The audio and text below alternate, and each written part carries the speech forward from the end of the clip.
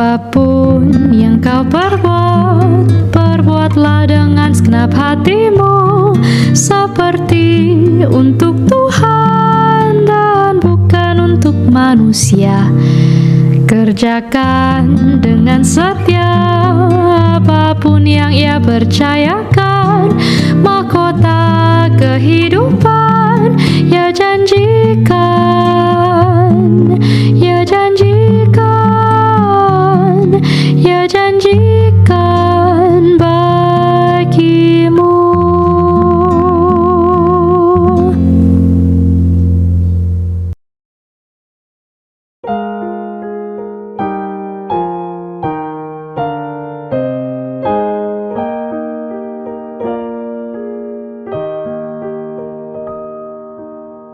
Bapak Ibu, tema kita adalah bagaimana mempunyai bijaksana di dalam mengalahkan atau mengatasi kecanduan.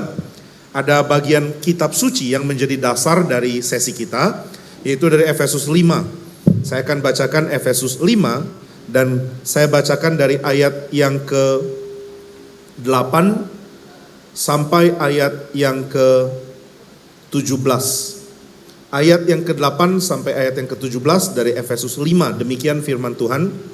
Memang dahulu kamu adalah kegelapan, tapi sekarang kamu adalah terang di dalam Tuhan. Sebab itu hiduplah sebagai anak-anak terang. Karena terang hanya berbuahkan kebaikan dan keadilan dan kebenaran. Dan ujilah apa yang berkenan kepada Tuhan. Janganlah turut mengambil bagian dalam perbuatan-perbuatan kegelapan yang tidak berbuahkan apa-apa. Tetapi sebaliknya telanjangilah perbuatan-perbuatan itu. Sebab menyebutkan saja pun apa yang dibuat oleh mereka di tempat-tempat yang tersembunyi telah memalukan. Tetapi segala sesuatu yang sudah ditelanjangi oleh terang itu menjadi nampak. Sebab semua yang nampak adalah terang. Itulah sebabnya dikatakan, bangunlah hai kamu yang tidur dan bangkitlah dari antara orang mati, dan Kristus akan bercahaya atas kamu. Karena itu perhatikanlah dengan seksama bagaimana kamu hidup. Janganlah seperti orang bebal, tetapi seperti orang arif. Dan pergunakanlah waktu yang ada, karena hari-hari ini adalah jahat. Sebab itu janganlah kamu bodoh, tetapi usahakanlah supaya kamu mengerti kehendak Tuhan. Nah baiklah, di dalam bagian ini ada beberapa hal yang kadang-kadang kita sebagai orang Kristen lupa. Yang pertama adalah bahwa hidup itu mesti dijalani dengan bijaksana. Paulus mengatakan di dalam ayat yang ke-17, janganlah kamu bodoh, tapi usahakanlah supaya kamu mengerti kehendak Tuhan. Lalu ayat 15, janganlah hidup seperti orang bebal, tetapi seperti orang arif. Lalu ayat 16, pergunakanlah waktu yang ada, karena hari-hari ini adalah jahat. Nah ini bagian-bagian yang mungkin ya kita sering kali dengar, sehingga kita merasa kita sudah mempunyai pengertian akan artinya. Ini namanya terlalu akrab dengan bagian firman Tuhan, sehingga kita tidak menyangka ada arti lain yang sebenarnya sangat penting, yang luput untuk kita perhatikan. Nah ada seorang ahli perjanjian baru dari Westminster Theological Seminary, namanya adalah Fern Poitras. Dia ini orang yang sudah mendapatkan doktor dalam matematik. Lalu setelah itu dia menyerahkan diri jadi hamba Tuhan dan studi teologi.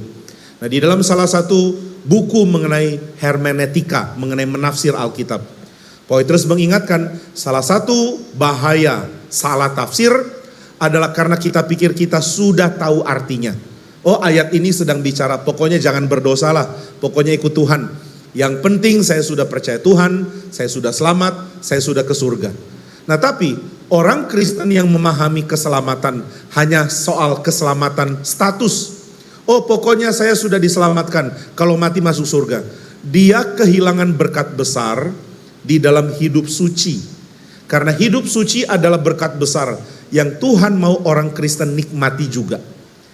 Jadi jangan cuma membuat keselamatan itu jadi segalanya, sehingga hidup suci seperti tidak ada bagian. Kalau ditanya, biasanya orang Kristen ditanya, kamu yakin kamu sudah akan masuk surga? Kamu yakin keselamatanmu sudah jadi milikmu? Kamu yakin kamu sudah milik Kristus? Ini jadi pertanyaan-pertanyaan yang meskipun penting, tetapi bukan satu-satunya pertanyaan. Pertanyaan lain adalah, sudahkah kamu hidup suci? Nah, apakah kita mesti hidup suci supaya selamat? Bukan. Tapi kita diselamatkan supaya kita hidup suci.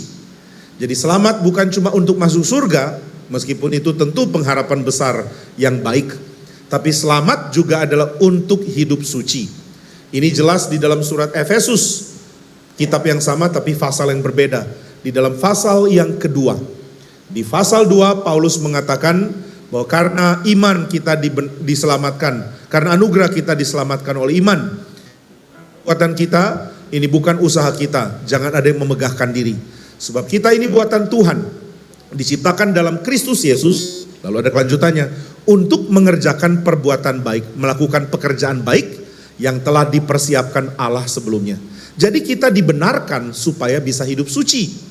Hidup suci berarti kita mengkonsentrasikan hidup untuk menjalankan kehendak Tuhan.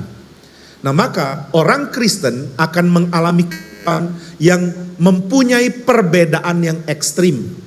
Dari ekstrim dikuasai dosa menjadi kehidupan yang ekstrim mengalahkan dosa. Dari kehidupan yang dikalahkan dosa menjadi kehidupan yang menang atas dosa. Ini bukan sesuatu yang semudah kita balikan tangan. Ini bukan sesuatu yang otomatis terjadi ketika kita sudah mengaku percaya. Ini juga bukan sesuatu yang bisa dikhotbahkan saja lalu otomatis semua orang langsung berubah. Nah, di STTRII tempat saya studi, kami sekarang mengajar ya, saya lupa bukan studi lagi. Tempat saya mengajar, kami sedang kembangkan biblical counseling. Dan salah satu kesulitan di dalam menjelaskan tentang biblical counseling adalah bahwa orang tidak bisa mengharapkan dengar nasihat langsung berubah. Orang perlu dibimbing langkah demi langkah, dijelaskan banyak hal sebelum akhirnya inti masalahnya bisa disinggung dan dipahami. Biasanya kalau orang konseling ingin 2 kali bicara langsung masalahnya selesai. Pak, saya ada masalah keluarga, tolong selesaikan. Tapi untuk membuat orang mengerti masalah sebenarnya, kadang-kadang kita harus bicara banyak hal, baru nanti terakhir menyentuh aspek keluarga. Waktu orang bilang, saya kecanduan pornografi, bagaimana lepas? Kita mungkin harus bicara banyak hal sebelum akhirnya singgung mengenai pornografi. Ada satu orang ayah bawa anaknya yang sudah lalu dia mengatakan, anak saya ini waktu SD, SMP nilainya bagus-bagus, ranking 1, 2, 3, 1, 2, 3. Tapi sudah masuk SMA, nilainya jeblok, rusak, hancur. Tolong konseling dia sedang ada masalah belajar. Lalu ketika konseling anak muda ini, anak remaja ini, ditemukan masalahnya bukan masalah belajar. Masalahnya adalah masalah keresahan. Dia gelisah karena orang tuanya makin sering bertengkar, oleh karena papanya makin sering minum. Ketika papa sudah selesai minum minuman keras, dia gampang marah-marahin istri. Anak ini merasa tertekan dan dia tidak bisa belajar. Akhirnya konselornya mengatakan, bukan kamu yang perlu dikonseling, papamu yang perlu dikonseling. Nah, jadi kita sering kali merasa ada masalah, tolong tangani. Masalah itu cuma gunung es yang muncul. Gunung es besar yang di bawah laut yang gak kelihatan. Itu juga perlu ditangani. Kecanduan itu cuma gunung es kecil yang muncul di permukaan air. Tapi masalah besar di baliknya itu juga harus dibahas dan harus ditangani. Nah, itu sebabnya kita tidak bisa menganggap bahwa kalau ada orang bermasalah tinggal didoakan, tinggal tumpang tangan, tinggal dibacakan Alkitab. Alkitab bukan buku magic yang kalau dibacakan semua masalah beres. Ini sesuatu yang ngawur ya. Saya ingat satu kali seorang hamba Tuhan di gereja saya, dia dulu bukan dari gereja yang baik, dari gereja yang ajarannya kacau. Nah, dia pernah mengalami waktu lagi bikin skripsi, laptopnya rusak. Waduh, semua file ada di dalam, dia panik sekali. Maka dia langsung datang ke pendeta. Loh, kenapa datang ke pendeta? Kenapa enggak ke servis komputer? Karena dia mengatakan Injil lebih berkuasa dari teknologi. Jadi dia datang ke pendeta, pendeta tanya mau apa? Pak pendeta tolong tumpang tangan laptop saya supaya dia bisa nyala kembali. Nah, pendetanya pun sama ngawurnya. Pendetanya mengatakan, oke, saya tumpang tangan. Lalu pendeta itu pakai dalam nama Tuhan Yesus, segala setan korslet, segala setan virus, segala setan macet keluar dari laptop. Lalu dia buka, dia nyalakan, tetap gak nyala. Akhirnya pendetanya mengatakan, yang ini tidak bisa hanya ditengking, engkau mesti berpuasa. Waduh, makin kacau. Baru kemudian dia sadar salah. Laptop rusak jangan cari pendeta. Pendeta di sekolah teologi nggak ada materi memperbaiki komputer. Lalu harus pergi kemana? Pergi ke tempat servis laptop supaya orang yang ahli perbaiki komputer bisa tangani. Nah, jadi kadang-kadang kita berharap ada solusi yang sifatnya ekspres, langsung. Dengar 3 kalimat langsung sembuh, nggak bisa. Ada orang yang harus dikonseling berbulan-bulan baru menunjukkan perbaikan. Ada yang dikonseling lama karena terus naik turun. Ada rekan saya yang mengalami gejala-gejala skizofrenia. Dia mesti minum obat, lalu dia sangat tertekan. Dia ditangani 1 tahun, akhirnya baik. Tapi 3 tahun kemudian drop lagi, harus ditangani lagi. Maka menangani kehidupan karena dicengkram dosa, bukan masalah yang sepele. Nah, itu sebabnya jika saudara adalah pendidik atau hamba Tuhan, sangat penting untuk kita mengetahui dasar dari perubahan manusia. Dari penuh dosa menjadi orang yang hidup suci. Nah, kita lihat prinsip dari Efesus 5. Ada banyak tentunya hal-hal yang Alkitab bisa berikan sebagai pelajaran. Tapi karena tema kita berkait dengan bijaksana untuk memerangi kecanduan, maka kita pakai ayat yang menjelaskan kata bijaksana. Janganlah hidup bodoh, tapi hendaklah kamu hidup dengan bijaksana, dengan arif. Arif itu bijaksana ya. Nah, bagaimana hidup bijaksana? Paulus mengatakan pergunakanlah waktu yang ada. Apa itu pergunakan waktu? Paulus mengatakan pergunakan waktu yang ada karena hari-hari ini adalah jahat. Nah, saudara kalau baca Alkitab, hal paling bagus untuk mengerti satu bagian adalah mengerti bagian lain yang lebih populer. Kalau saudara baca tentang hari-hari yang jahat, maka saudara mesti membaca di dalam kitab suci mana bagian yang menekankan tentang hari-hari. Langsung otomatis kita ingat hari-hari yang paling penting dibahas adalah hari-hari penciptaan. Tuhan adalah Allah yang menggunakan 6 hari untuk mencipta, dan hari ke-7 adalah hari Sabat. Dari hari pertama, kedua, 3, 4, 5, 6, dan 7 ini jadi pola untuk kehidupan kita 1 minggu. Nah, saya tidak bilang kisah penciptaan hari pertama sampai hari ke-7 itu harus ditafsirkan 1 minggu. Ada banyak penafsiran di sini. Tetapi pola dari hari pertama sampai hari ke-6, lalu hari ke-7 adalah Sabat. Ini pola yang jadi bagian hidup manusia sampai sekarang. Sampai sekarang pun saudara jalani hari Minggu beribadah, lalu Senin, Selasa, Rabu, Kamis, Jumat, Sabtu. Senin sampai Jumat kerja. Di Jayapura Sabtu pun kerja ya, saya nggak tahu. Oke, Senin sampai Sabtu, mirip dengan Bandung. Kalau Jakarta Jumat, Sabtu itu libur, karena orang Jakarta terpengaruh Israel, gitu ya. Hari Sabtu libur. Lama-lama orang Jakarta dipengaruhi oleh orang Islam, mestinya Jumat juga libur. Lama-lama dengar orang Buddhis, Kamis juga libur dong. Nanti di Jakarta Senin sampai Rabu kerja, Kamis sampai Minggu libur, bahaya sekali. Nah, saudara, kita kerja hari Senin, Selasa, Rabu, Kamis, Jumat, Sabtu, lalu hari Minggu beribadah. Kira-kira dari hari Senin sampai hari Senin lagi, dalam 1 minggu, hari yang utama yang mana? Tentu saudara bilang hari Minggu dong. Masa orang Kristen gak bilang begitu? Wah, gawat kalau saudara bilang hari Jumat, karena itu waktu bertemu dengan pencipta. Itu salah ya. Hari Minggu, hari ibadah. Nah, jadi dalam 1 minggu, hari utamanya itu adalah hari Minggu. Ini adalah hari yang menjadi center, pusat. Nah, di sini kita dapat bijaksana bahwa kehidupan kita itu akan menjadi hidup yang berputar-putar dan ada pengulangan. Bagaimana supaya pengulangan ini tidak terasa asing, tidak terasa tidak berguna, tidak terasa aneh? Ya, pengulangan itu harus mempunyai fokus. Kalau kita punya hari berulang, tiap minggu berulang. Bayangkan ya, dari saudara lahir sampai sekarang, sudah berapa minggu saudara lalui. Terus 1 tahun ada 52. Terus dalam 10 tahun ada berapa ratus. Terus dalam seumur hidup sudah berapa kali putaran minggu ini terjadi. Seperti hidup itu membosankan. Di dalam kitab pengkhotbah dikatakan, yang putar-putar seperti ini sepertinya sia-sia. Hari berganti hari, lalu hari yang sama datang lagi. Hari Senin kita lewati, jadi hari Selasa. Lalu jadi hari Rabu. Tidak lama jadi Senin lagi. Nah, jadi putar-putar seperti ini tidak ada guna, kecuali ada inti, ada fokus. Di mana fokus dari hari-hari kita? Ibadah. Nah, ini sangat penting. Jadi seluruh hari merupakan cara kita untuk menjabarkan pembentukan di dalam ibadah. Saudara beribadah hari Minggu, lalu hari Senin sampai Sabtu, saudara berusaha untuk membentuk diri di dalam pembentukan ibadah dari Senin sampai Sabtu. Maka ibadah itu sangat penting.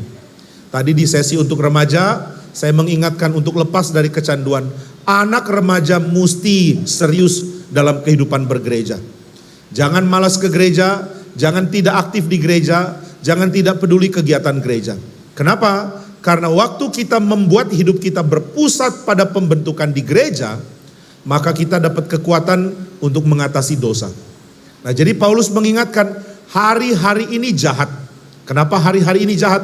Karena sekeliling kita menjalani hari demi hari, minggu demi minggu, bulan demi bulan, tanpa ada worship, tanpa ada ibadah kepada Tuhan. Tidak ada inti, tidak ada fokus. Itulah sebabnya hari-hari itu disebut hari-hari yang jahat. Kenapa jahat? Karena tidak ada senternya, tidak ada utamanya, tidak ada intinya. Nah, kalau Bapak Ibu berbicara dengan orang yang tidak ada inti pembicaraannya, pasti bingung kan? Waktu saya bicara dengan satu orang, ada satu orang bilang begini, ini orang memang cukup aneh. Kalau bicara kita nggak tahu intinya apa. Tiba-tiba dia bicara begini, hari ini cerah ya, maka banyak orang tidak punya pekerjaan. Saya kaget. Apa kaitannya hari yang cerah dengan orang tidak punya pekerjaan? Dia bilang nggak ada kaitan, saya cuma mengucapkan aja. Lalu dia ucapkan hal yang lain. Biarlah kita malam istirahat, lalu siang kita kerja. Kemudian malam istirahat lagi. Saya tanya, kamu mau ngomong apa? Mau ngomong apa? Dia bilang, mau ngomong kalau malam kita istirahat, lalu siang kita kerja. Iya, kenapa kamu ngomong gitu? Gak ada alasan, cuma kepikir aja. Lalu dia bicara lagi, pemerintah yang baik menguntungkan, pemerintah yang buruk merugikan. Saya sudah tebak, pasti gak ada poin kan? Iya, kata dia. Kalau orang gak ada poin, kita capek dengernya. Hidup tidak ada poin, juga capek dijalani. Kalau hidup saudara cuma putar-putar hari demi hari, minggu demi minggu, namanya hidup tuh mati. Waktu ditanya umur berapa? 17, masih muda. Terus hari berputar-putar-putar, ditanya umur berapa? 70, celaka sudah tua. Sebentar lagi mati. Hidup gak ada tujuan.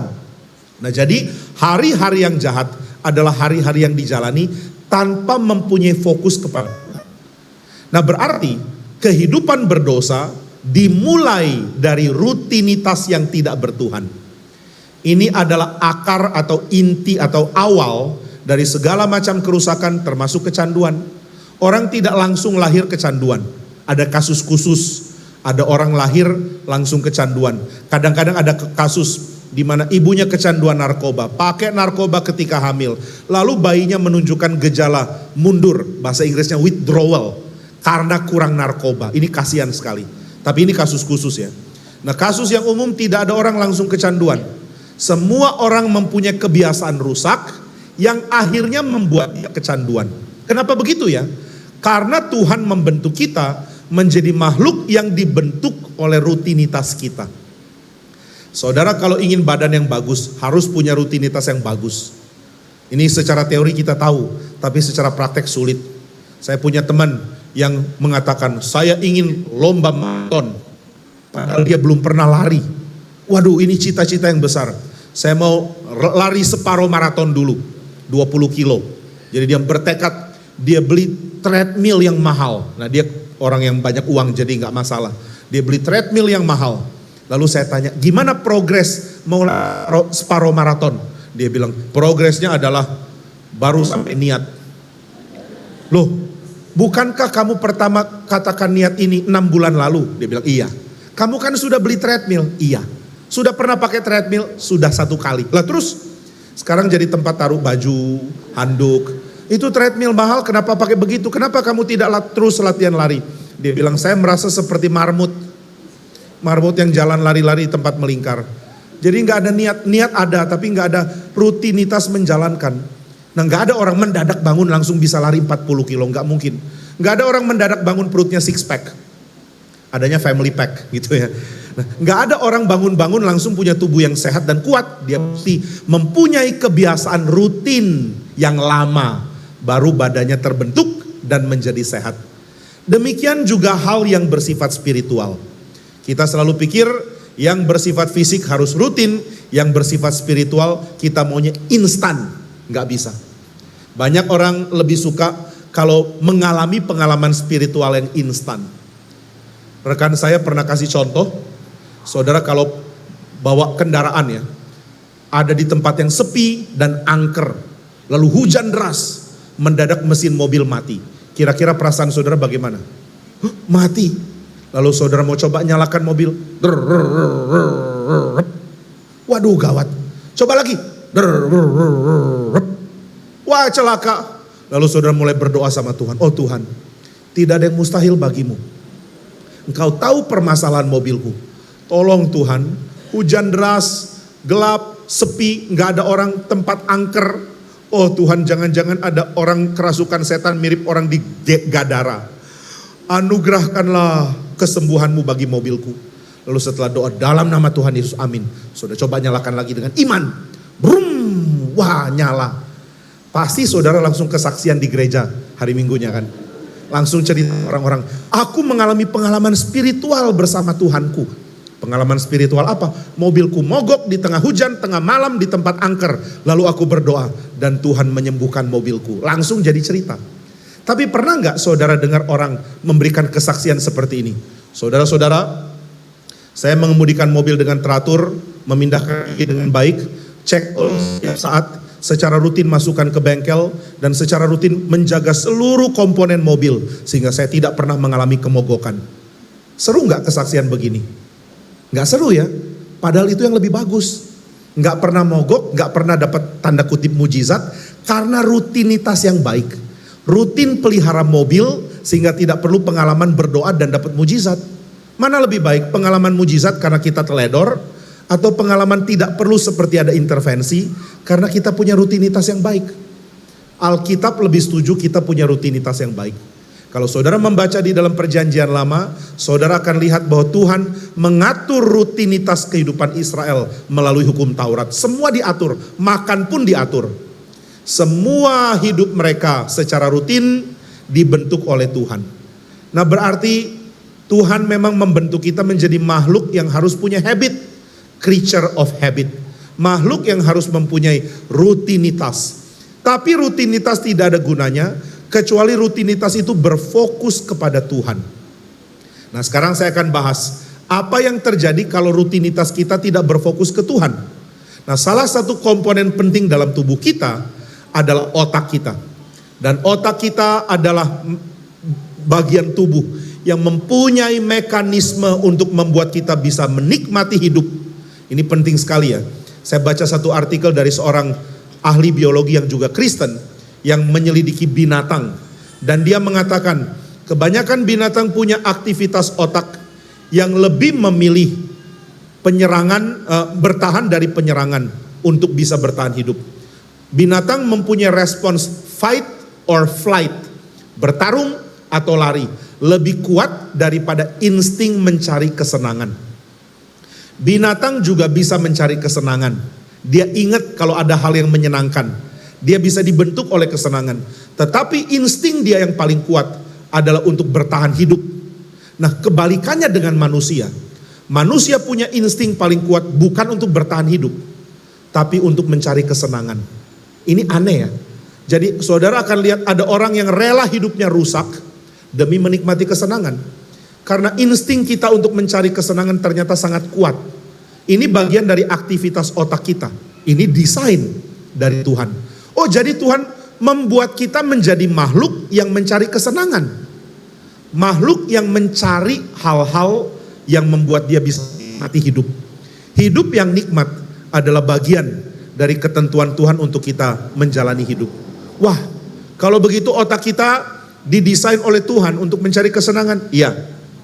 Maka kalau kesenangan itu adalah kesenangan yang tidak dikuasai dan dikendalikan oleh kesalehan, oleh kekudusan, kesenangan akan mengambil alih hidup kita. Saudara, kalau pernah pernah pergi ke satu tempat makan yang enak, otak langsung ingat kan? Ingat karena enak, bukan karena sehat kan? Tidak ada di antara kita yang bikin daftar restoran sehat. Lalu kasih tahu ke teman-teman, kapan-kapan pergi ke sini yuk. Oh, di situ ada apa? Di sini sayur-sayurnya seger, nggak pakai garam, nggak digoreng, cuma ada sayur rebus dan telur rebus tanpa bumbu apapun. Wah, nggak enak dong. Memang, tapi sehat gitu kan. Kira-kira saudara akan disenangi sebagai teman nggak? Nggak. Apalagi pas saudara ulang tahun traktirnya hal-hal seperti ini. Saudara akan kurang disenangi. Nah, di dunia sepak bola ada seorang atlet namanya Cristiano Ronaldo. Tidak ada pesepak bola yang senang diajak makan sama Cristiano Ronaldo. Karena begitu Cristiano Ronaldo ajak makan, makanannya minim garam, tidak ada gorengan, miskin rasa tapi sehat. Maka mereka akan makan dan mengatakan, lebih baik cepat mati tapi makan enak daripada hidup panjang makan kayak begini gitu ya. Jadi kita punya insting mencari makanan yang enak. Kita punya insting untuk mau mengulangi pengalaman yang menyenangkan. Kenapa begitu? Karena Tuhan kita, Tuhan yang merupakan sumber kenikmatan, sumber kesenangan, sumber sukacita, dan sumber keindahan. Maka segala kenikmatan dan keindahan di bumi adalah cara Tuhan untuk tarik kita datang kepada Dia.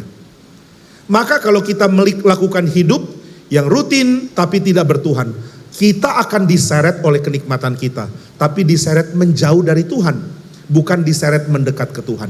Nah, inilah bahayanya.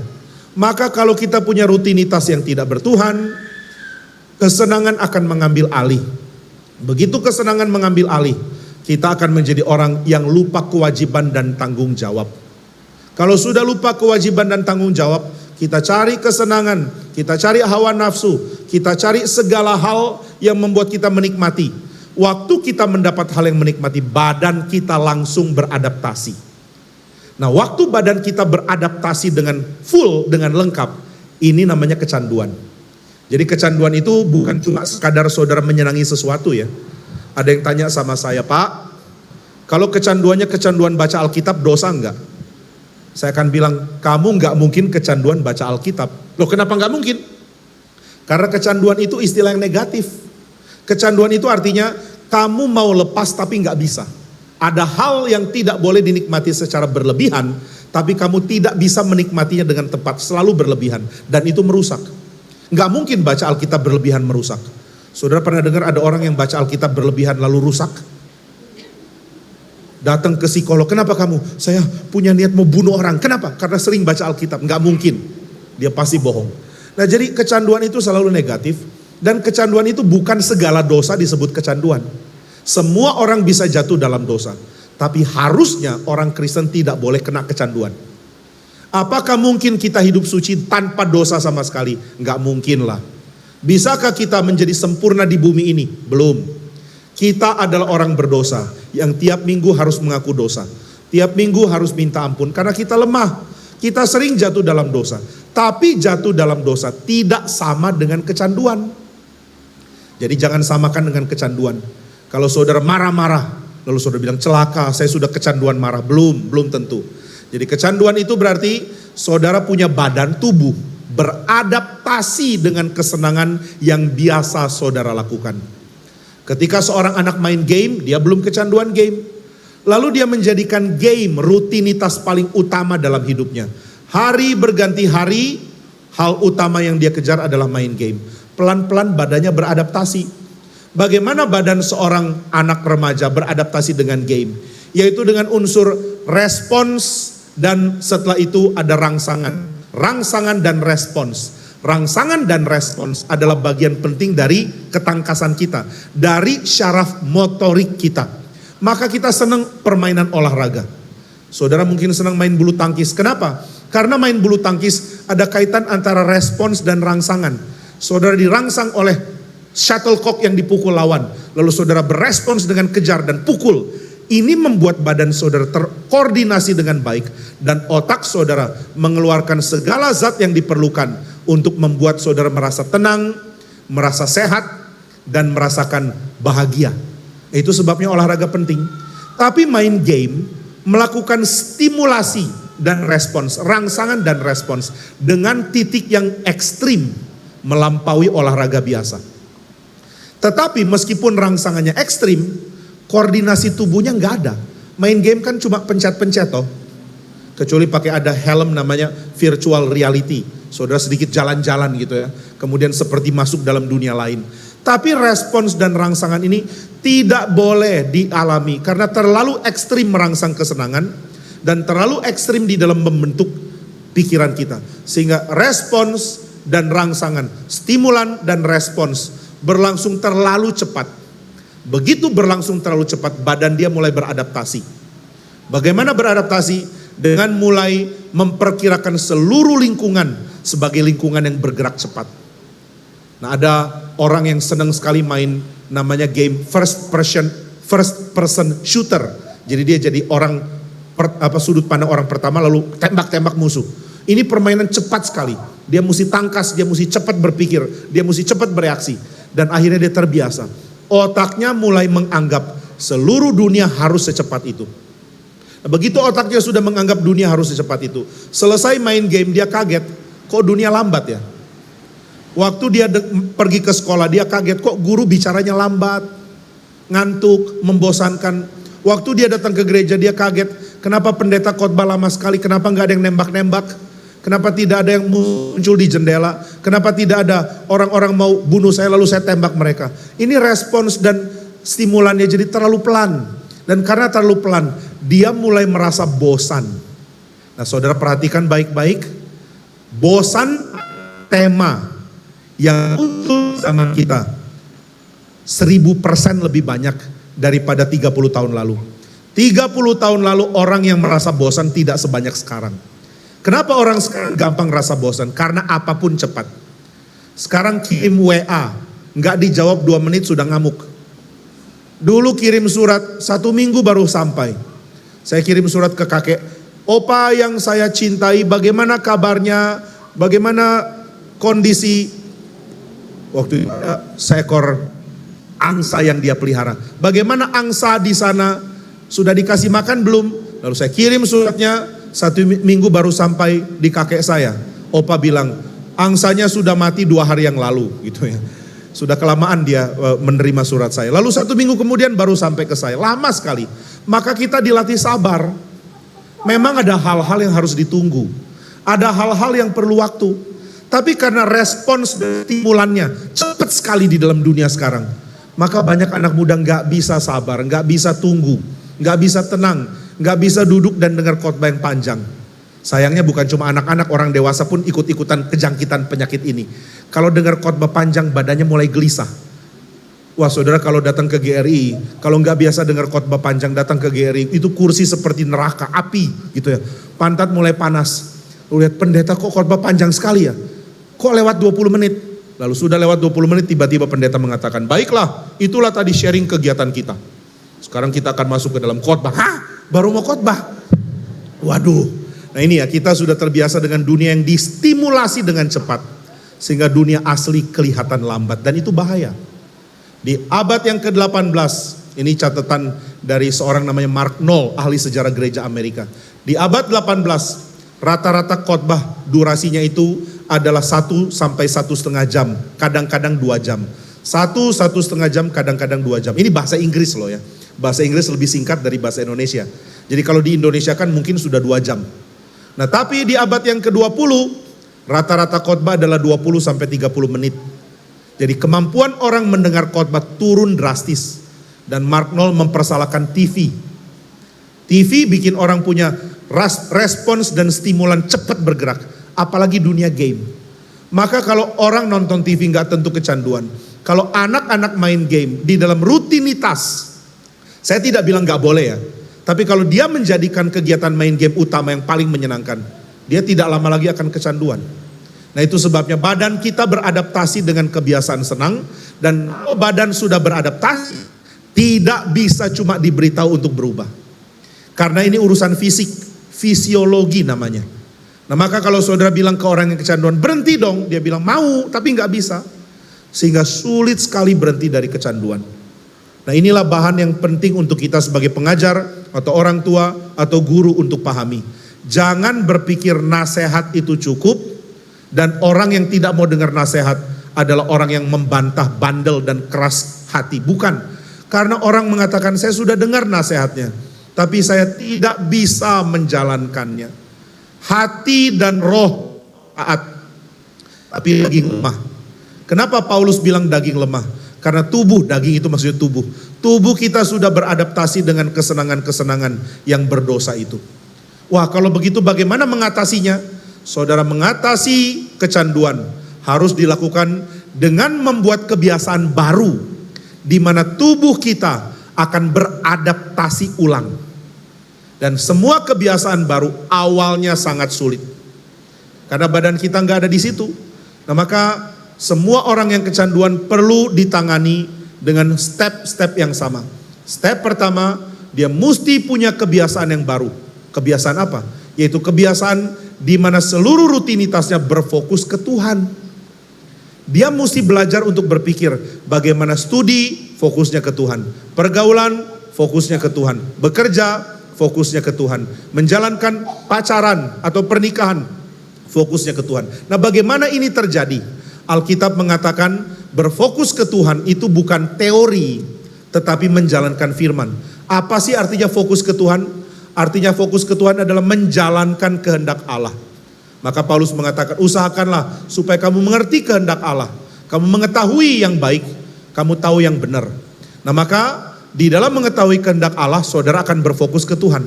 Jadi kalau ditanya bagaimana rutinitas saya berfokus ke Tuhan, caranya adalah dengan menjalankan rutinitas sesuai kehendak Tuhan.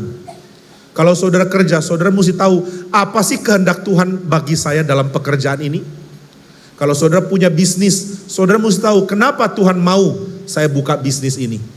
Bisnis dibuka supaya orang-orang yang mempunyai skill, keahlian bisa hidup oleh karena ada bisnis yang menggunakan skill mereka. Kalau saudara seorang pegawai, saudara mesti tahu kenapa Tuhan mau saya menjalankan pekerjaan ini. Kalau saudara seorang suami, saudara harus tahu apa yang Tuhan inginkan dari saya sebagai seorang suami. Inilah namanya berfokus ke Tuhan. Jadi rutinitas kita adalah rutinitas di dalam kesadaran akan kehendak Tuhan. Nah, ini langkah pertama. Ini baru langkah pertama. Lalu kalau kita sudah jalankan ini, apakah otomatis akan bebas kecanduan? Enggak tentu. Ini peperangan yang berat. Jadi saudara harus punya rutinitas yang awal, yaitu rutinitas baru di mana Tuhan adalah yang utama. Lalu hal kedua, saudara harus mempunyai keberanian untuk putus dengan rutinitas yang lama. Jangan bergaul dengan orang-orang yang membuat saudara berdosa dan kecanduan.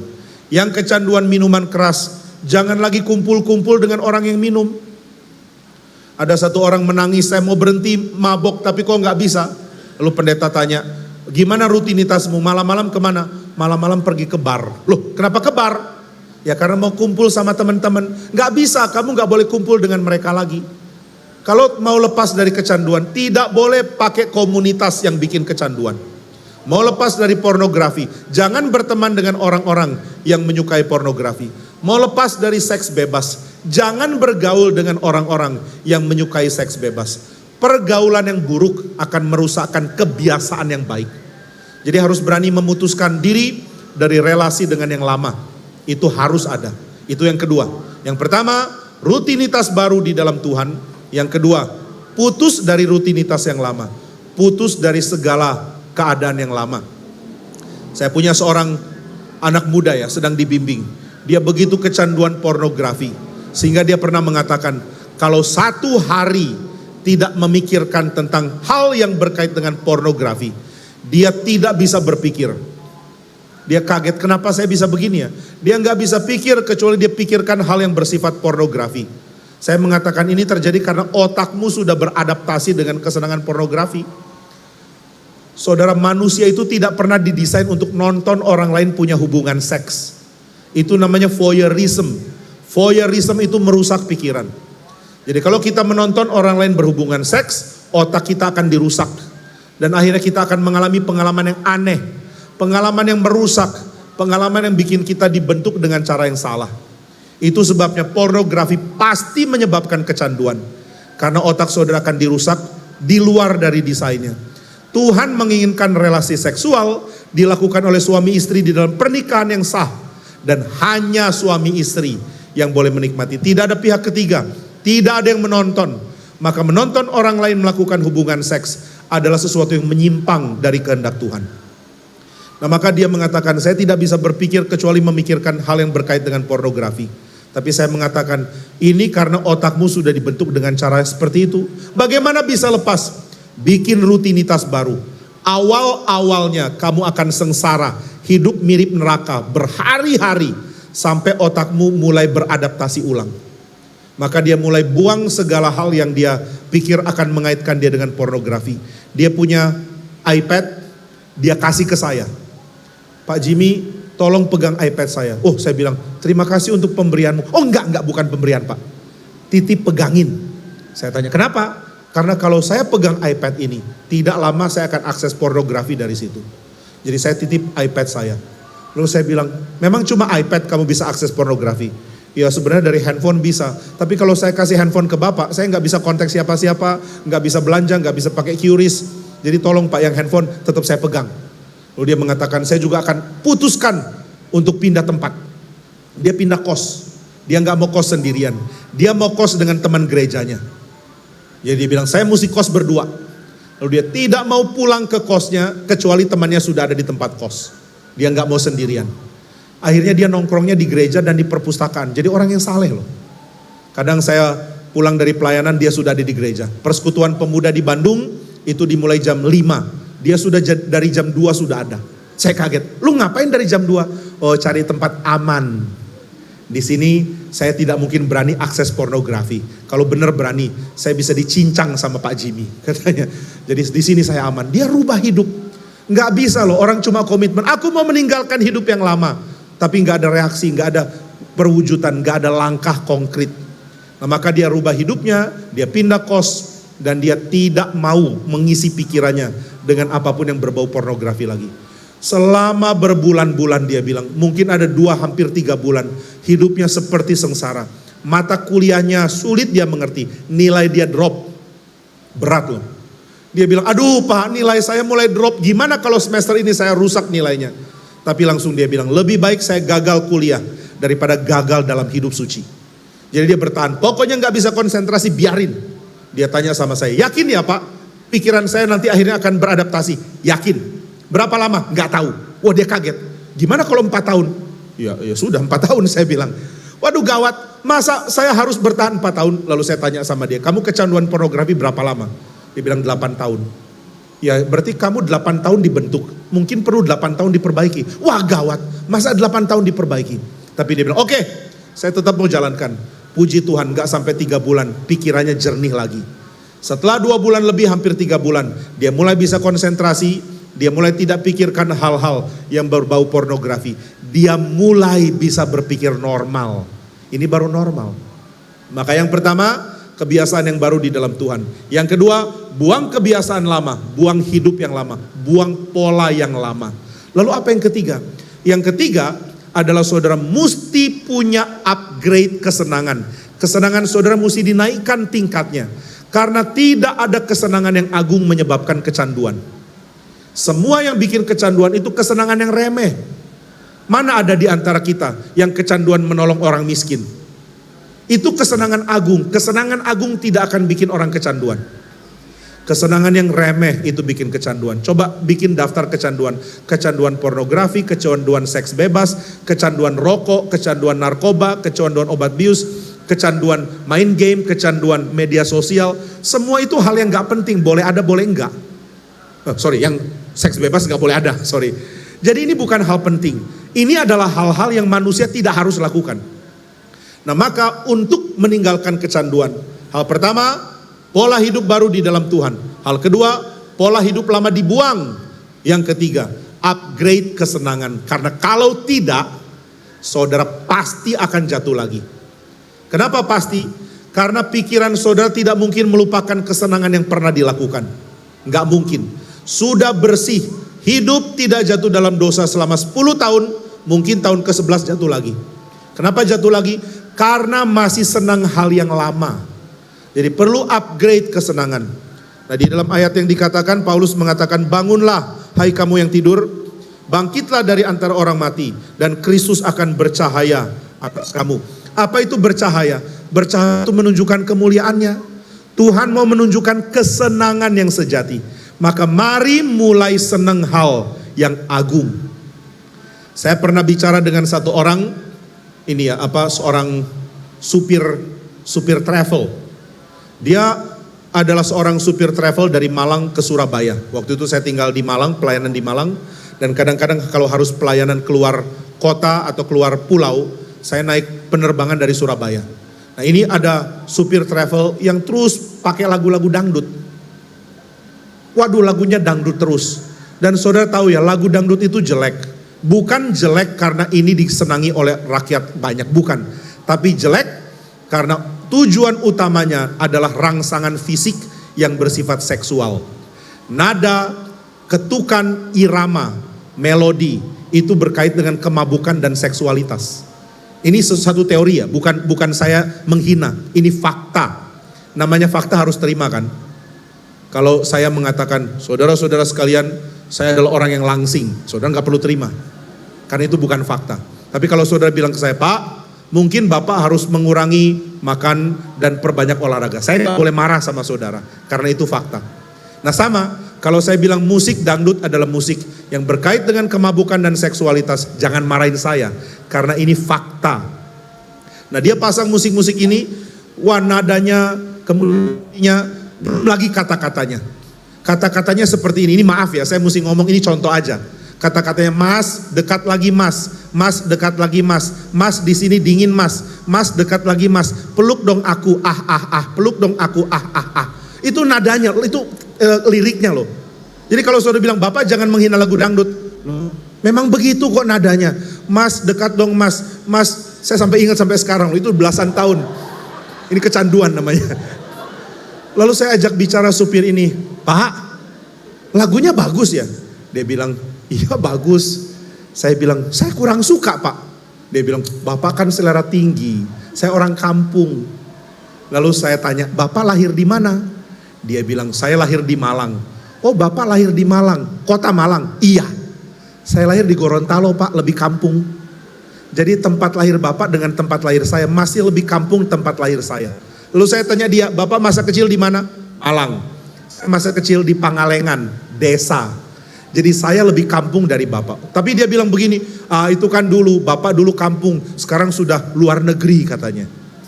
Kalau saya selamanya kampung. Jadi sudah, nasib saya dengar lagu kampungan. Kalau Bapak dengar lagu yang bagus-bagus. Saya bilang enggak, Bapak juga boleh dengar lagu yang bagus, kenapa enggak boleh? Dia bilang, Bapak ini ada-ada aja. Saya supir angkot, saya supir travel, harus dengar dangdut. Kalau Bapak kan direktur, dia nggak tahu saya kerja apa ya. Dia kira saya direktur. Bapak kan direktur ya, dengarnya musik-musik yang lain. Saya bilang, enggak, musik membuat kita terbentuk. Musik yang jelek bikin kita terbentuk dengan iramanya.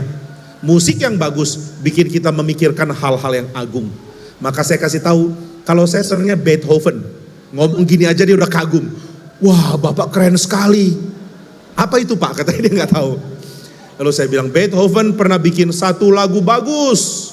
Temanya adalah tentang keberanian seorang untuk berjuang demi kebebasan rakyatnya.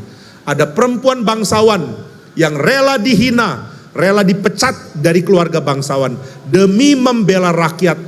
Nah ini musik agung. Kenapa agung? Karena waktu dengar musik ini bikin kita berpikir tentang bagaimana manusia punya hak yang harus diperhatikan. Bagaimana keadilan di masyarakat mesti dibela. Bagaimana orang tertindas harus dibela. Bagaimana penindas harus dihukum. Nah ini agung. Wah dia bilang benar juga ya. Ayolah Bapak dengar musik-musik yang bagus. Supaya tidak dibawa remeh terus. Nah ini adalah hal yang penting. Kalau saudara dengar musik yang jelek, saudara nonton acara TV yang jelek, baca novel yang jelek, yang terus berbau hal-hal yang remeh, saudara sulit lepas dari kecanduan. Karena perubahan selera nggak pernah ada. Yang seleranya rendah bikin kecanduan akan terus ada di situ. Maka mari belajar selera yang agung. Saudara tidak sulit mendapatkan kemungkinan untuk belajar. Karena di internet begitu banyak. Di YouTube begitu banyak video tentang hal ini. Kalau saudara bilang susah dapat yang bahasa Indonesia, video saya banyak. Ada bahas lukisan, ada bahas musik, ada bahas budaya. Sehingga kita mulai merasa hidup adalah hidup kalau dijalani dengan cara yang agung. Kalau saya punya selera bagus, saya tidak akan kecanduan selera remeh. Nah sekarang saya mau tanya ya, hal apa dari kemuliaan Tuhan yang paling indah? Jawabannya adalah kasihnya Tuhan. Maka keindahan yang paling tinggi adalah kasih. Kejelekan yang paling rendah adalah mengeksploitasi orang lain. Keagungan paling tinggi adalah mengorbankan bagi orang lain. Nah, maka semakin kita mengerti keagungan, semakin kita dekat dengan cinta Tuhan. Semakin dekat dengan cinta Tuhan, semakin kita tidak lagi menikmati hal-hal remeh. Saya orang yang banyak dosa ketika masih muda, tapi kalau saudara tanya, apakah Bapak rindu kembali ke kehidupan yang lama? Saya bilang tidak sama sekali. Kenapa enggak? Karena saya sudah enggak suka. Bukan pura-pura, bukan sok suci, bukan rasa diri hebat, tapi memang enggak suka. Saudara, kalau saya duduk sebelah saya ada yang tawarkan rokok, dulu saya perokok. Saya pernah coba ganja bahkan. Kalau ada orang merokok di sebelah saya enggak lagi suka. Jadi saya tidak lagi bergumul. Kalau orang baru lepas rokok dia bergumul, aduh saya ingin merokok, tapi enggak boleh. Lama-lama saudara bahkan tidak ingin merokok lagi. Maka kalau ada orang merokok di sebelah saya bilang saya enggak suka. Kalau dia tawarkan, saya akan bilang tidak, terima kasih. Kenapa tidak? Enggak suka. Kok bisa enggak suka? Karena kesenangannya sudah di-upgrade. Nah, ini hal yang ketiga ya. Mari belajar menikmati hal-hal yang agung. Belajar menikmati hal-hal yang membuat kita punya kemanusiaan menjadi makin limpah. Ada satu keluarga bisa jadi contoh, anaknya kecanduan main game karena orang tuanya nggak tahu. Waktu dia masih kecil, anak ini masih kecil, supaya tidak rewel dikasih HP, disuruh main game supaya dia diam. Lama-lama anak ini nggak bisa lepas dari game. Orang tuanya khawatir, sekarang mereka tahu nggak boleh. Mereka ambil HP dari anak ini ngamuk. Akhirnya orang tuanya memutuskan untuk belajar menjadi orang yang suka hiking. Naik gunung atau sekadar trekking, lalu lihat alam. Dia paksa anaknya ikut. Anaknya marah-marah, saya nggak suka jalan-jalan. Akhirnya diajak. Lama-lama anaknya jadi senang jalan-jalan outdoor. Senang hiking, senang trekking. Akhirnya mereka sekeluarga hobinya adalah naik gunung. Nah, mereka pernah ikut grup dari pendeta Tumpal. Ini juga pendeta yang suka naik gunung. Tapi nggak lupa turun gunung ya, kalau nggak lanjut pelayanan. Nah, mereka sekeluarga jadi senang naik gunung. Mereka sering mengatakan kesaksian, anak yang sudah kecanduan apa masih bisa diubah. Tapi engkau harus latih mereka menemukan kesenangan yang lain yang lebih baik. Kesenangan yang lain yang lebih baik untuk diajar cara menikmatinya.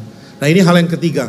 Belajar menyenangi hal yang bagus supaya segala kecanduan yang sebenarnya adalah kesenangan remeh tidak lagi mengganggu kita, tidak lagi menarik kita untuk kita jatuh di dalam dosa itu. Nah, inilah secara ringkas apa yang kita bisa bahas dari Efesus 5. Kiranya Tuhan memberkati kita semua. Mari sekali lagi kita berdoa kepada Tuhan.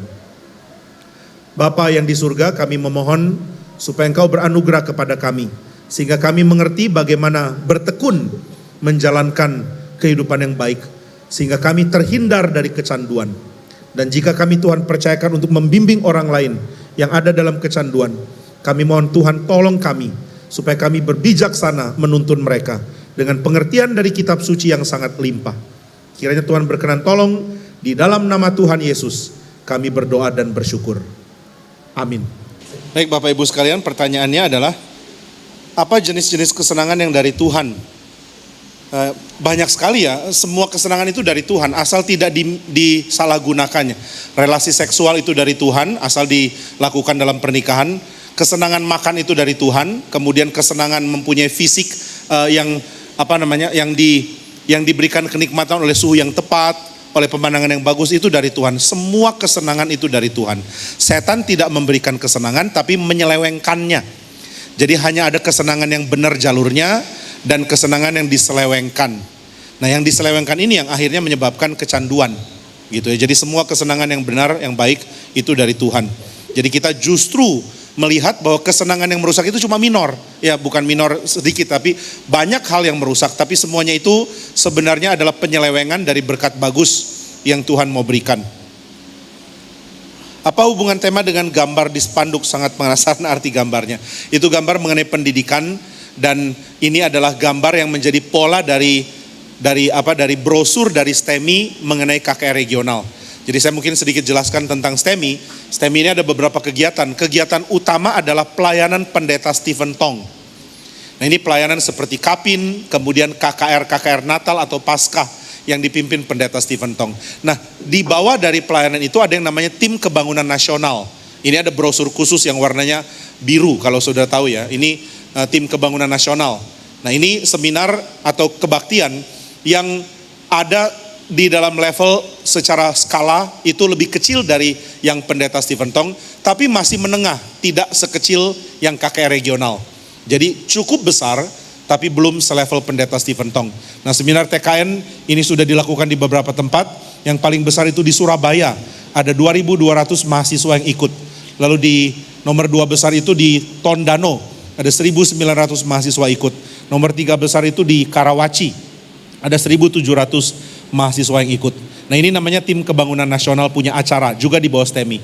Yang paling bawahnya yang lebih bisa sporadis, bisa lebih menjangkau meskipun kurang besar, bisa masuk ke sekolah atau bisa pergi ke kampus-kampus untuk masuk ke dalam dan memberikan pembinaan. Itu yang namanya STEMI KKR regional.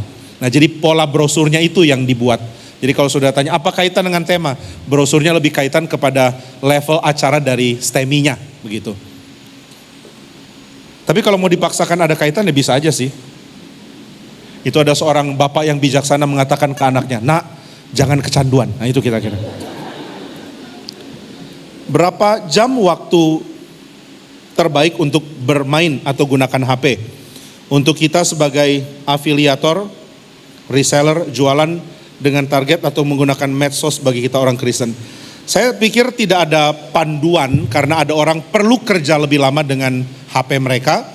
Kami di STEMI dan di GRI itu ada tim humas. Tim humas ini kebanyakan adalah ibu-ibu. Dan mereka pakai banyak waktu untuk media sosial dan HP. Tapi mereka pakai untuk kerja, untuk sebarkan brosur, untuk humas, untuk kontak orang. Jadi mereka perlu waktu yang lebih banyak. Nah yang bahaya adalah kalau kita tidak ada urusan dengan HP, tapi main HP terus. Anak remaja nggak perlu pakai HP yang namanya smartphones. Mungkin saudara bisa kasih mereka flip phones, telepon model lama. Kalau khawatir tidak bisa menghubungi mereka. Tapi nggak perlu kasih HP yang begitu banyak fitur, akhirnya membuat mereka mengerjakan hal-hal yang bukan tujuan tanggung jawab mereka. Bukankah ilmu-ilmu psikologi umum pun menyatakan hal yang sama? Apa uniknya iman Kristen? Loh, dari awal psikologi tidak mengajar, yaitu hari-hari hidup kita itu harus berpusat ke Tuhan. Ini nggak ada. Berpusat ke Tuhan itu dari Efesus 5. Hari-hari ini jahat kalau tidak berpusat ke Tuhan. Lalu upgrade kesenangan. Apa itu upgrade kesenangan? Kesenangan itu berarti kesenangan yang membawa kita ke Tuhan.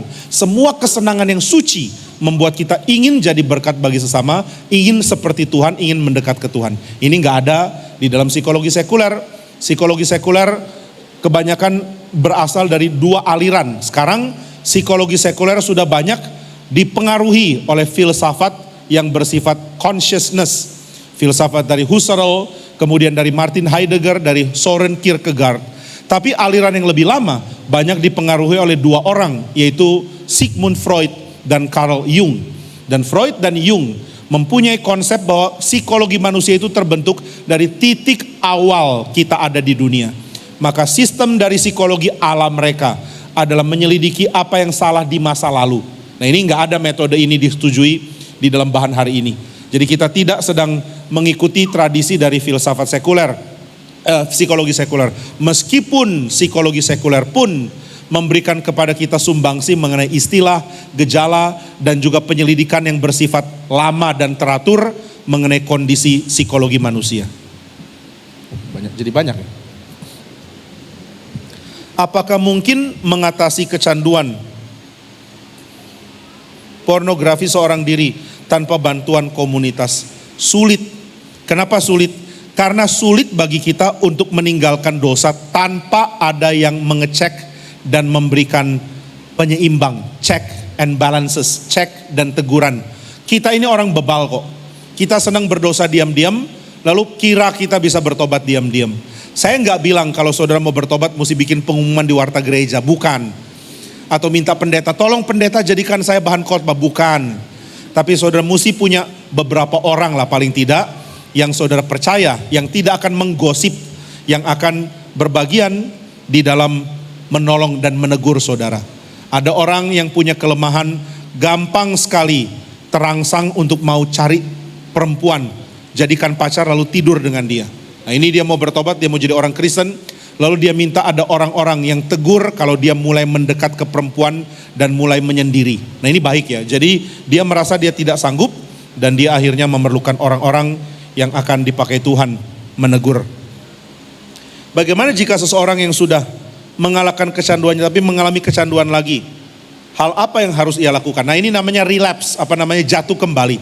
Jatuh kembali bukan akhir dari perjuangan. Iblis mau kita merasa kalau sudah pernah hidup suci, pernah mengalahkan dosa lalu jatuh lagi dalam dosa, itu bahaya.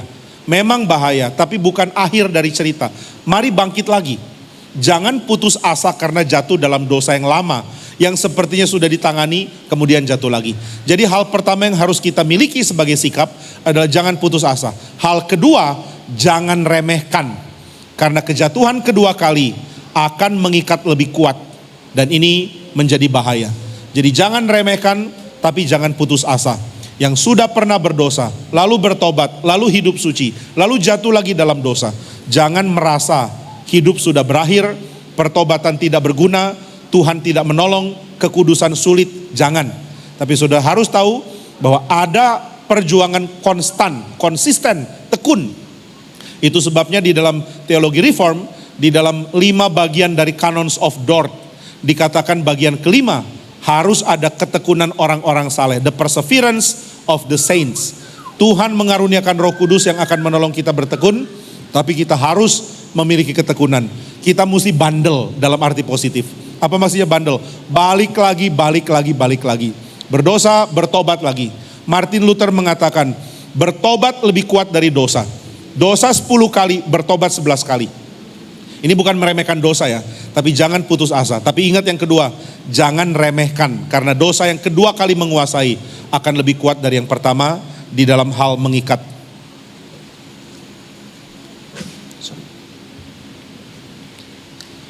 Bagaimana pemerintah kita dibantu untuk memerangi kecanduan? Bukankah ia malah menularkan hanya karena kepentingan sesat pemerintah? Ya, pemerintah juga menyadari betapa beratnya isu kecanduan ini. Mungkin penyuluhan-penyuluhan yang diberikan tidak sekuat dulu ya. Di masa Orde Baru kan penyuluhannya banyak banget karena stasiun TV pun dikuasai oleh pemerintah. Mereka tayangkan acara apapun terserah pemerintah. Bahkan kampanyekan siapapun terserah pemerintah. Mungkin banyak sisi negatif, tapi sisi baiknya adalah program pemerintah itu disosialisasikan dengan baik. Kalau sekarang agak sulit kita menerima sosialisasi dari pemerintah, kecuali kita memang mencari beritanya. Nah, pemerintah sudah melakukan banyak efek yang serius. Salah satunya adalah di dalam dunia pendidikan, diperbanyak aktivitas fisik, aktivitas komunal, dan aktivitas yang membuat orang terpapar kepada hal-hal yang bukan hanya di kelas. Nah, saya bukan pendidik di sekolah ya, sorry. Saya bukan pendidik di sekolah. Saya adalah seorang yang mendidik di STT, jadi saya kurang akrab dengan metode dan juga peraturan pemerintah dalam dunia pendidikan di SD, SMP, SMA ataupun di universitas. Tapi yang saya dengar adalah ada usaha untuk mencegah orang terus ada di dalam keadaan Zoom atau media sosial atau kecanduan HP dan lain-lain. Salah satu perilaku yang sering terjadi pada anak remaja adalah tidak mau lagi diajak bepergian bersama orang tua. Sehingga pada waktu mereka dalam kesendirian, maka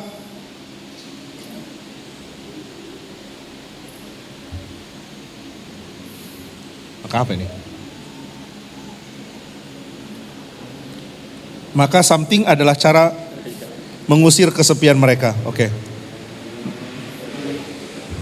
Bagaimana cara kita lebih bijaksana untuk mengatur waktu anak-anak remaja yang labil sehingga mereka tidak memberontak dan kita tidak menyakiti hati mereka saat menegur mereka.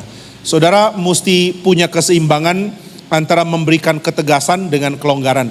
Nah, di buku di belakang itu ada mengenai dunia remaja. Saya waktu akan membuat persekutuan remaja di GRI Bandung, di gereja saya waktu saya melayani di Bandung, saya menyadari bahwa semua nasihat bagi remaja akan sia-sia kalau orang tua tidak sejalan. Nah, jadi orang tua mesti sejalan dengan gereja. Gereja mesti punya program pelayanan remaja yang di-sharingkan ke orang tua. Nah, ini yang saya mau terapkan. Maka sebelum mulai persekutuan remaja, saya launching dulu pembinaan bagi orang tua remaja. Nah, salah satu yang saya mau tekankan adalah orang tua remaja harus tahu kapan bertindak sebagai teman, kapan bertindak dengan otoritas. Ini yang pertama. Otoritas saudara sebagai orang tua remaja harus jauh berkurang ketimbang ketika saudara membimbing mereka sebagai anak SD atau lebih muda. Orang tua biasanya sulit maju, sulit move on.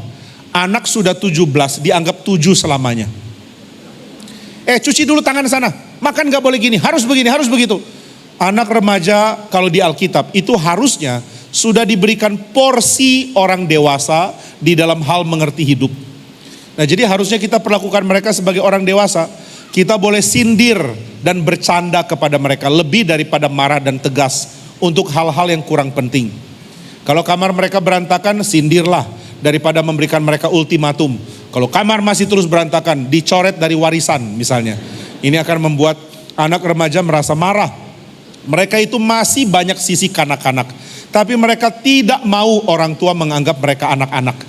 Karena bagi mereka, kemampuan mereka lepas dari sifat kanak-kanak adalah kalau orang tua mulai memperlakukan mereka sebagai orang dewasa. Tapi ini kan sesuatu yang kita gak sadar. Kok kamu kekanak-kanakan, kapan kamu dewasa? Oh salah, saudara dulu mempercayakan mereka sebagai orang dewasa, baru mereka akan bertumbuh jadi orang dewasa. Inisiatif itu ada pada orang tua. Maka bicara kepada mereka sebagai teman, belajar bercanda dengan mereka, belajar bergaul dengan cara yang unik ya, jangan coba-coba jadi remaja. Banyak orang tua bilang, aku mau ngomong sama anak remaja, mesti tahu Korea, band Korea, mesti tahu drama Korea, enggak harus. Aneh kalau orang tua punya hobi yang tidak beda dengan anak remaja. Nah tapi saudara mesti mempunyai kemampuan bergaul dengan mereka di dalam pergaulan lintas generasi. Karena anak remaja sudah sebenarnya, mereka gak sadar. Mereka sudah lelah cuma punya teman-teman sebaya. Mereka ingin teman yang tidak sebaya. Dan orang tua adalah kelompok, adalah orang-orang yang harusnya menjadi teman tidak sebayanya mereka. Nah ini kalau kena ya, sudah bisa menjadi teman mereka. Mereka mau dengar saudara meskipun gak langsung. Yang ketiga yang orang tua remaja harus tahu adalah anak remaja itu selalu gengsi bereaksi. Satu kali pernah ada anak remaja yang senang nonton YouTube saya di Bandung. Dia tinggalnya di Kelapa Gading. Dia senang nonton. Lalu satu kali dia dapat telepon istri saya. Dapat nomornya. Lalu telepon istri saya. Boleh nggak saya datang dengar khotbahnya Pak Jimmy langsung di Bandung? Istri saya bilang boleh dong. Akhirnya istri saya bilang ada satu orang yang menggemari kamu. Senang dengar khotbahmu di YouTube. Sekarang dia mau dengar langsung ke Bandung. Oke. Lalu anak remaja ini datang. Duduk dengar khotbah. Saudara tahu mukanya begini sepanjang khotbah. Saya melucu dia cuma begini. Saya khotbah serius dia juga begini. Saya bilang ini penggemar kok kayak gini mukanya ya.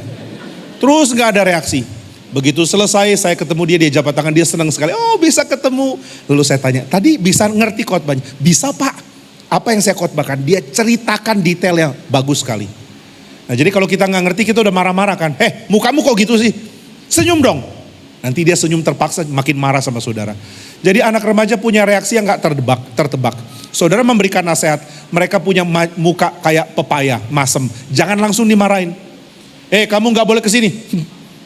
Kamu harus begini. Sudah jangan konflik terus. Jangan orang tua gampang marah untuk hal kecil. Ini bikin saudara susah sendiri. Orang tua yang dengan anak remaja berantem terus, lama-lama relasinya jadi sulit ketika anak sudah berkeluarga. Kepahitan ketika mereka remaja, banyak dibawa sampai dewasa. Jadi hati-hati ya, jadilah teman yang baik, tapi jadilah teman yang lintas generasi yang punya otoritas. Karena anak-anak tahu, papa saya lebih punya pengalaman, mama saya lebih ngerti, saya mesti dengar mereka. Ini mereka sadar kok, meskipun mereka seringkali gak ngaku. Gitu ya. Lalu poin yang berikutnya adalah saudara mesti mengizinkan nasihat dan sharing saudara dipahami mereka dalam waktu yang lama, enggak langsung. Saudara cerewetin mereka, jangan main HP melulu, ayo dong jalan keluar. Ayo ketemu orang, jangan malas ketemu orang, jangan malas bergaul. Lalu saudara lihat mereka enggak jalankan pesan saudara, malah main HP, menyendiri, enggak mau bergaul, enggak apa-apa. Lama-lama mereka akan dengar dan jalankan, tapi ada waktu. Nah itu sebabnya biarlah kita menjadi orang yang ketat di dalam men-sharingkan visi, memberikan nasihat, tapi yang memberikan waktu kepada anak remaja untuk berontak dulu, baru kemudian taat. Biarlah kita nggak fierce, nggak galak berkonflik dengan mereka, tapi menjadi orang tua yang punya otoritas, sekaligus menjadi teman bagi mereka. Belum? Kalau waktunya udah habis kasih tahu ya. 5 menit lagi. Sorry, 5 menit lagi. Saya mungkin pilih ya, ada satu yang saya pikir kena. Berbagai penyakit mental illness seperti skizofrenia dan lain-lain. Apakah bentuk dari dampak kecanduan sesuatu? Apakah kabar sukacita, yaitu Injil, bisa menyelamatkan? Ini penting ya. Saudara, skizofrenia itu gejala. Gejala saudara melihat sesuatu, mengalami sesuatu yang tidak terjadi. Dan ini sulit bukan main. Ada satu orang rekan yang sekarang sudah lebih baik, itu mengalami skizofrenia. Dia pernah dengar suara yang mengatakan ini suara Tuhan. Suara Tuhan mengatakan, dengarlah Alkitab. Aku akan membacakan Alkitab kepadamu. Bakar buku-buku teologimu. Dia langsung kumpulkan buku teologi, mau dibakar di kamar. Bayangkan kalau ini dibakar, seluruh asrama bisa kebakaran. Lalu kami tanya, kenapa kamu begini? Saya disuruh bakar. Sama siapa? Sama Tuhan. Tuhan bicara sama saya. Ternyata gejala skizofrenia. Satu kali keadaan bahaya juga. Dia sedang setir mobil, tiba-tiba dia turun, dia panggil rekan saya, Pendeta Ivan Kristiono. Lalu dia mengatakan kepada Pendeta Ivan, Pak, saya merasa ya, dunia ini akan jadi lebih baik kalau saya tabrakan mobil saya. Pak Ivan kaget. Kamu mau tabrakan mobil? Iya. Sekarang saya akan tabrakan mobil ke tiang di RMCI, di gereja pusat. Saya akan tabrakan. Wah, Pak Ivan bingung, ini gimana kalau beneran terjadi?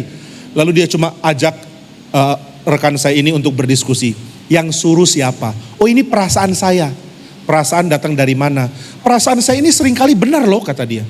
Lalu Pak Ivan coba untuk berargumen dengan dia. Kalau kamu tabrak, kok dunia jadi lebih baik? Kalau kamu tabrak, di sini heboh. Nanti pelayanan di atas nggak beres karena semua konsentrasi cari tahu ada apa di bawah. Lalu orang yang lagi persiapan khotbah, jadi nggak persiapan khotbah karena mau tahu apa di bawah. Lalu orang-orang yang sedang dilayani akhirnya nggak dilayani karena semua sibuk lihat apa yang ada di bawah. Jadi kamu tidak bikin dunia lebih baik, kamu malah bikin kampus ini dan gereja ini jadi makin buruk. Untungnya orang ini bilang, iya juga ya, nggak jadi deh, saya nggak jadi tabrakin mobil. Bisa kayak begini loh. Nah, ini gejala. Kenapa dia begitu? Banyak alasan. Ada orang bisa punya gejala skizofrenia karena kecelakaan, otaknya terbentur. Lalu dia mengalami ini. Ada orang mempunyai gejala itu karena tertekan, karena emosi yang berlebihan. Ada orang yang mempunyai gejala itu karena obat-obatan, karena ganja, karena obat bius yang dia gunakan. Nah, jadi ini reaksi yang muncul karena berbagai alasan. Orang dengan skizofrenia adalah orang yang memiliki penyakit berat yang harus ditangani bersama-sama. Ini tidak bisa hanya konseling KTB. Harus orang ahli yang tangani. Nah, jadi saudara harus bedakan ya, nggak semua bisa ditangani oleh gereja sendirian, harus konselor yang terlatih.